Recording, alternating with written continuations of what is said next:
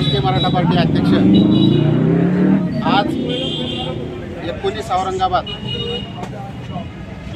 लोकसभा मतदारसंघामध्ये राष्ट्रीय मराठा पार्टीचे अधिकृत उमेदवार भरत पुरुषोत्तम कदम आहेत आणि आपला मेन जे अजेंडा आहे राष्ट्रीय मराठा पार्टीचा की भारत स्वातंत्र्य होऊन 75 वर्ष झाली, आरक्षण चालूच आहे. 5 वर्षांचं 10 वर्षात 75 वर्ष आरक्षण आहे, पण झोपडपट्टीतल्या लोकांना आणखी आरक्षण मिळालं नाही.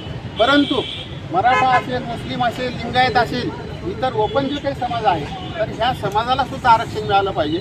आणि ज्या मोदी सरकारने 10% आरक्षण ठेवलं होतं 10%, तर त्याच्याऐवजी 25% आरक्षण करा आणि मराठा असेल, मुस्लिम असेल, लिंगायत असेल, थोडक्यात ओपन जे काही समाज आहे त्या समाजाला ओबीसीमधून आरक्षण द्या आणि आरक्षण मर्यादा वाढवा.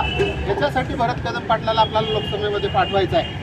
आणि आपण जे काही विचारलं जरांगे हा एक समाजाचा घटक आहे आणि राष्ट्रीय मराठा पार्टी ही जी आहे सर्व समाजाची मिळून एक मोठी पार्टी आहे, लक्षात घ्या.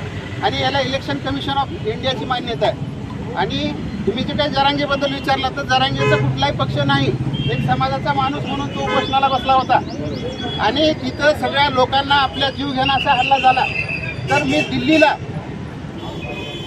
मी आंदोलन केलं 28 तारखेला आणि जरांगेने सुद्धा इथं आंतरवालीला 28ला केलं आणि तिथलं आंदोलन आम्ही शांततेत केलं. मी मुंबईला पोहोचलो आणि हे माहिती झाल्यानंतर मी डायरेक्ट आंतरवाली सराटीमध्ये गेलो आणि जे काय बहिणीवर आपलं जे काही अत्याचार झाला, पोलिसांनी गोळीबार केला, लाठीमार केला, अक्षरशः अमानुष असं मारहाण म्हणजे काही दुश्मनाला केल्यासारखं त्या इंग्रजीत राजवटीमध्ये जे झालं नाही ते आंतरवाली सराटीमध्ये झालं. आणि आमच्या सर्व राष्ट्रीय मराठा पार्टीचे पदाधिकारी आम्ही तिथे गेलो आणि जाऊन जे काही पोलीस अधिकारी असतील, पोलीस अधीक्षक असो, DYSP असो, जे कोणी असतील 250 जे कर्मचारी असतील त्यांना निलंबित करा.